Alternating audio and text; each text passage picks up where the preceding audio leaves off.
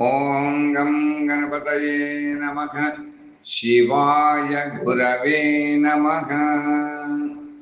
మనం ఈ 153వ రోజున వేదముతో సమానమైనటువంటి శ్రీ శివ మహాపురాణంలో రుద్ర సంహిత సతీఖండములో ఆ యొక్క బ్రహ్మదేవుడు నారద మహర్షికి ఆ శివగణములు ఆధిపత్యం వహించినటువంటి వీరభద్రుడు రుద్రగణములతో యజ్ఞస్థలానికి చేరడం, ఆ యజ్ఞస్థలంలో ఉండేటువంటి దేవతలందరూ కూడా పలాయనాన్ని చిత్తగించడం, దేవగురువైనటువంటి బృహస్పతి ఆ రుద్రదేవుని యొక్క విజయత్వముల గురించి తెలపడం, మరలా వీరభద్రుడు దేవతలందరినీ కూడా యుద్ధానికి పిలవడం అనేటువంటి అంశాల గురించి, అలాగే శ్రీ మహావిష్ణువులకు వీరభద్రులకు జరిగినటువంటి సంభాషణ, విష్ణువు మొదలైనటువంటి దేవతలు అందరూ కూడా యజ్ఞ మండపం నుండి దక్ష ప్రజాపతి యొక్క యజ్ఞ మండపం నుంచి వారి వారి లోకాలకి వెళ్ళిపోవడం,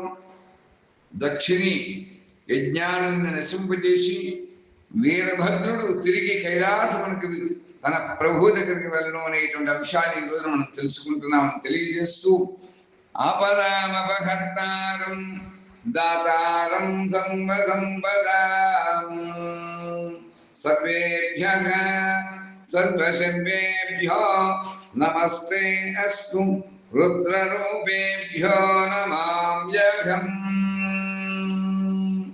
హరి ఓం. ఓం హర హర మహాదేవ శంభో శంకర.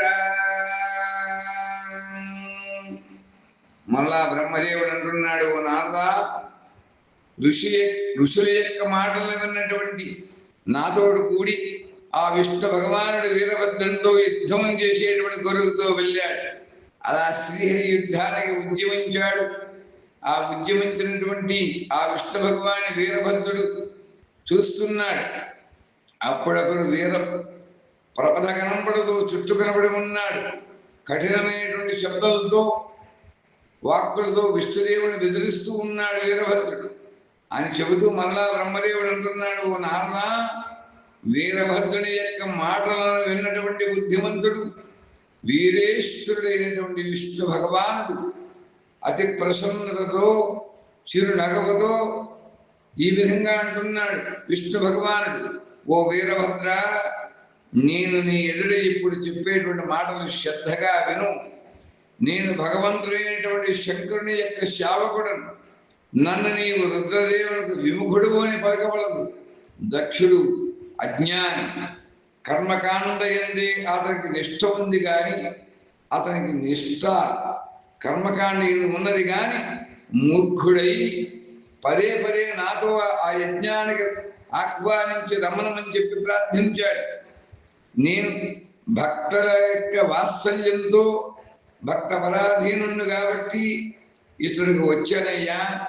అలా భగవంతుడైనటువంటి మహేశ్వరుడు కూడా భక్తుల యొక్క అధీనంలో ఉంటాడు ఎప్పుడు కూడా. నాయన వీరభద్ర, దక్షుడు నా భక్తుడు కనుక నేను ఈ రోజు రావాల్సి వచ్చింది. రుద్రదేవుని యొక్క కోపం చేత ఉద్భవించినటువంటి ఓ వీరుడా వీరభద్ర, నీవు రుద్రదేవ స్వరూపుడవు, ఉత్తమ ప్రతాపములకు ఆశ్రయుడవు. నా ప్రతిజ్ఞ కూడా నీకు వినవలసింది. నేను నిన్ను ముందుకు సాగనివ్వను, నిన్ను నిలవరిస్తాను. ఈ యజ్ఞాన్ని వినాశనం చేయకుండా నేను ఆపడానికి ప్రయత్నం చేస్తున్నాను. నీవు నన్ను ఆపము, ఏమి జరగవలసి ఉందో అదే జరుగుతుంది గాక, నేను పరాక్రమిస్తాను అని ఆ విష్ణు భగవానుడు వీరభద్రంతో తెలుపుతున్నాడు. అందులో బ్రహ్మదేవుడు అంటున్నాడు, ఓ నారదా, విష్ణుదేవుడు కలిగినటువంటి ఈ యొక్క మాటలను విన్నటువంటి వీరభద్రుడు చిరునవ్వుతో ఇలా అంటున్నాడు, మీరు నా ప్రభువునకు ప్రియమైనటువంటి భక్తులు. దీనిని తెలిసి కూడా నాకు మిక్కిలి సంతోషం కలుగుతోంది. ఇలా పలికి గణనాధికుడైనటువంటి వీరభద్రుడు నవ్వాడు. వినయంతో భక్తి శ్రద్ధలతో మిక్కిలి ఆనందంతో విష్ణుదేవునితో మధురమైనటువంటి వాక్కులతో చెబుతున్నాడు వీరభద్రుడు, ఓ మహాప్రభు, ఓ విష్ణు భగవానుడా, నేను మీ యొక్క భావాన్ని పరీక్షించడానికి కఠినమైనటువంటి మాటలను పలికాను, క్షమించవలసింది. నేను ఇప్పుడు యథార్థాన్ని మీకు తెలియజేస్తున్నాను.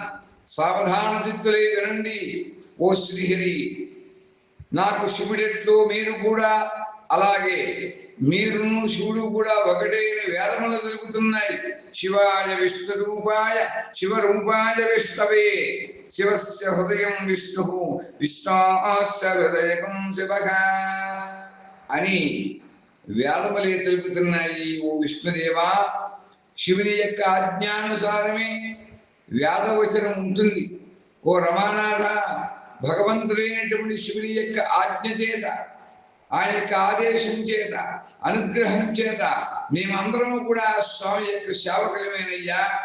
అయినప్పటికీ కూడా నేను పలికినటువంటి ఈ మాటలు ఇప్పటి వాద వివాదములకు అనురూపమైనటువంటివే కానీ, నేను చెప్పినటువంటి ప్రతి మాట కూడా మీ యందు ఆదర భావంతో భక్తి భావంతో పలుకులేసుమా అని మీరు భావించాలని వీరభద్రుడు విష్ణుదేవుడికి, ఆ విష్ణు భగవానుడికి విన్నవించుకుంటున్నాడు. మరలా బ్రహ్మదేవుడు అంటున్నాడు, వీరభద్రుడి యొక్క ఈ మాటలు విన్నటువంటి భగవంతుడైనటువంటి ఆ శ్రీహరి నవ్వాడు. అతనికి హితమని కోర్చేటువంటి మాటలను పలుకుతున్నాడు విష్ణు భగవానుడు.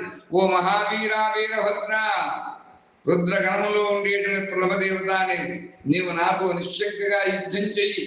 నీ అస్త్రములతో నా శరీరం నిండిన తర్వాతనే నేను నా ఆశ్రమమునకు నేను వెళతాను అని విష్ణు భగవానుడు చెప్పాడు. మరలా బ్రహ్మదేవుడు అంటున్నాడు అని ఆ విధంగా విష్ణు భగవానుడు వీరభద్రుడితో ఆ భగవంతుని విష్ణుదేవుడు నిశ్శబ్దాన్ని వహించి మౌనంగా ఉన్నాడు. సమర సన్నద్ధుడై స్థిరుడై ఆ యుద్ధభూమిలో నిలిచాడు. మహాబలశాలి అయినటువంటి వీరభద్రుడు కూడా తన యొక్క గణములతో యుద్ధానికి సంసిద్ధుడయ్యాడు అని తెలియజేస్తూ బ్రహ్మదేవుడు అంటున్నాడు, ఓ నారద, తదనంతరము కూడా వీరభద్రునికి విష్ణుదేవునికు భయంకరమైనటువంటి సంగ్రామం జరిగింది, యుద్ధం జరిగింది. చివరకు వీరభద్రుడు విష్ణు చక్రాన్ని స్తంభింపజేశాడు. అలా శాంగము అనేటువంటి ధనుష్యును 3 ముక్కలుగా చేశాడు. అప్పుడు బ్రహ్మదేవుని నేను సరస్వతీదేవి విష్ణుదేవునికి విషయాన్ని బోధించాం. దానివల్ల మహాగణనాయకుడైనటువంటి వీరభద్రుడు మిక్కిలి తేజస్సంపన్నుడు అని విష్ణుదేవుడు గ్రహించాడు. అతడి నుండి మేమందరం కూడా అంతర్ధానం అవడం కోసం యోచించాం. అలా సతీదేవికి జరిగినటువంటి అన్యాయం యొక్క భావి పరిణామమే అని ఇతరులైనటువంటి దేవతలు కూడా ఆలోచించి తలంచారు. ఈ సంకటమును ఎదుర్కొనుటకు ఇతరులకు సాధ్యపడుతున్నది కాదు అని అందరూ కూడా భావించారు. ఇలా తెలుసుకున్నటువంటి దేవతలందరూ కూడా మన వలన శివగణాన్ని ఎదిరించేటువంటి శక్తి లేనటువంటి వారు మనం భావించి తమ యొక్క సేవకులకు స్వతంత్రుడు సర్వేశ్వరుడు అయినటువంటి ఆ సదాశివుణ్ణి, దేవదేవుణ్ణి, మహేశ్వరుణ్ణి స్మరిస్తూ శరణు కోరుతూ చేసిన తప్పకు ప్రాయశ్చిత్తంగా పశ్చాత్తాప హృదయులై తమ తమ లోకాలకి వెళ్ళారు. నేను కూడా పుత్రునికి కలిగినటువంటి దుఃఖానికి బాధపడుతూ ఆ దుఃఖాన్ని బాధ మనస్సుతో ఆ బాధను దుఃఖమును కూడా మనస్సులో ఉద్వేగపెడుతుందని నా యొక్క సత్యలోకానికి చేరుకున్నానయ్యా అని బ్రహ్మదేవుడు నారదునికి తెలియజేస్తున్నాడు. మరలా అంటున్నాడు బ్రహ్మదేవుడు, నేను ఇప్పుడు ఏమి చేయగలిగినా అని మిక్కిలి దుఃఖానికి ఆలోచించసాగాను. నేను ఆ విష్ణుదేవుడు కూడా వెళ్ళిపోయిన తర్వాత, అంటే బ్రహ్మదేవుడు విష్ణుమూర్తి ఆ యొక్క యజ్ఞ మండపం నుండి తమ తమ లోకాలకు వెళ్ళిపోయిన తర్వాత యజ్ఞములకు అంతకుడును ఆధారమైనటువంటి మునులు కూడా దేవతలు శివగణములకే పరాజితులయ్యారు. అతడి నుండి భయభ్రాంతులతో అందరూ కూడా పారిపోయారు. అంతా భృగు మహర్షి ఆ ఉపద్రవాన్ని చూసి ఆ మహాయజ్ఞం విధ్వంసోమని తెలుసుకుని మిక్కిలి భయభ్రాంతులకు లోనయ్యాడు. మృగరూపాన్ని ధరించి ఆకాశం వైపును పరిగెత్తుకుని వెళ్ళాడు. వీరభద్రుడు దాన్ని పట్టుకుని దాన్ని తలను ఛేదించాడు. ప్రతాపశాలి అయినటువంటి మణిభద్రుడు భృగువును నేలకు విసిరి కొట్టాడు. అతని యొక్క రూముపై కాలిని త్రొక్కిబట్టి అతని యొక్క మీసములను గడ్డములను కూడా పెరికివేశాడు. అలా చంద్రుడు మిగిలిన వేగంతో పూషాదేవుని యొక్క దంతాన్ని పెరిగివేశాడు. అంత దక్షుడు మహాదేవుని దూషిస్తూ ఉన్నప్పుడు పూషాదేవుడు తన యొక్క దంతాన్ని చూసి చూసి నవ్వుతూ ఉండేవాడు.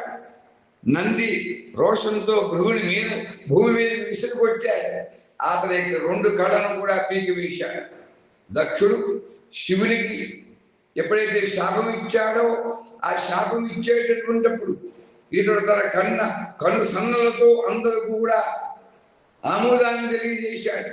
అతడు ఉన్నటువంటి రుద్రగణ నాయకులు స్వదాదేవికి స్వాహాదేవికి కూడా దక్షిణాదేవికి కూడా మిగిలి దుర్దశను కలిగించారు. మంత్రతంత్రములను అతడు ఉన్నటువంటి వారిని తిరస్కరించారు. బ్రహ్మపుత్రుడైనటువంటి దక్షుడు భయంతో అంతర్వేదిలో ఒకడు దాగి ఉన్నాడు. వీరభద్రుడు ఆ విషయాన్ని తెలుసుకుని అతన్ని బలవంతంగా పట్టుకున్నాడు. అతని యొక్క 2 దవడలో కూడా పట్టుకుని తల మీద ఖడ్గంతో ఒక్క వేటు వేసేవాడు. కానీ యోగ ప్రభావం చేత దక్షిణి యొక్క మస్తకం అభేద్యమైంది. అది ఖండింపబడలేదు. సకల అస్త్ర శస్త్రములు కూడా ప్రయోగించిన ఇతని యొక్క మస్తకం త్రుంచుడు సాధ్యపడదని వీరభద్రుడు తెలుసుకున్నాడు. అప్పుడు అతడు దక్షిణ యొక్క వక్షస్థలం తన పాదముతో అరిమి పట్టుకున్నాడు. 2 చేతులతో కూడా అతని యొక్క మెడను త్రిప్పి విరిచివేశాడు. అప్పుడు శివద్రోహియు దుష్టుడు అయినటువంటి దక్షిణ యొక్క ఆ తలను గణనాయకుడైనటువంటి వీరభద్రుడు అగ్నికుండంలో పడవేశాడు. తదుపరి సూర్యుడు అంధకార రాశిని నశింపజేసి ఉదయాతల ఆరూఢుడై ఉన్నట్లుగా వీరభద్రుడు దక్షిణ యొక్క దక్షయజ్ఞాన్ని ధ్వంసం చేసి కృతకృత్యుడయ్యాడు, కృతకార్యుడయ్యాడు. అతడి నుండి వెంటనే అతడు ఉత్తమమైనటువంటి కైలాసగిరికి కైలాస పర్వతమునికి వెళ్ళిపోయాడు వీరభద్రుడు. అలా తన స్వామి అయినటువంటి ఆ రుద్ర భగవానుడు శివుని యొక్క ఆదేశానుసారంగా ఆజ్ఞని పొందిన వాడై ఆ యొక్క దక్ష ప్రజాపతి చేసేటువంటి యజ్ఞాన్ని వినాశనం అనేటువంటి కార్యాన్ని పనిని పూర్తి చేసుకుని వచ్చాడు అని శివుడు తెలుసుకున్నాడు. ఎంతో ఆనందపడ్డాడు. ఆ స్వామి తన యొక్క మనస్సులో మిక్కిలిగా సంతోషించాడు.